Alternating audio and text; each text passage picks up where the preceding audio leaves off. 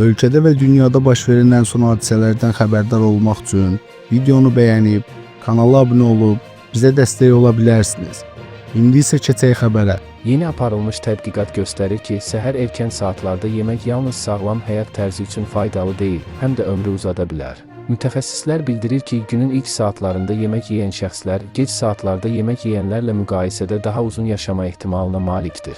Səyyar TV xarici mətbuata istinadən xəbər verir ki, İngiltərədə təxminən 3,000 yetkin insan arasında aparılan uzun müddətli araşdırmada müəyyən edilib ki, səhər yeməyini hər saat gecikdirmək ölüm riskini 8-11% artırır. Xüsusilə yaşlılarda səhər yeməyinin gecikməsi müxtəlif sağlamlıq problemləri ilə əlaqələndirilir. Harvard Tibb Fakültəsinin qidalanma üzrə mütəxəssisi Dr. Hassan Dasti qeyd edir ki, səhər yeməyi saatı xüsusilə yaşlı insanların ümumi sağlamlıq vəziyyətini izləmək üçün praktik və təsirli göstərici ola bilər.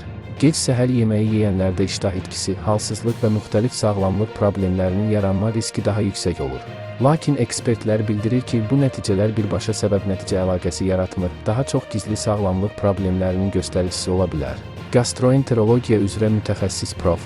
Dara Vedat Göral isə əlavə edir ki, səhər saat 6-8 arasında yeyilən yemək infarkt, bəzi xərçəng növləri və digər ciddi xəstəlik riskini azalda bilər.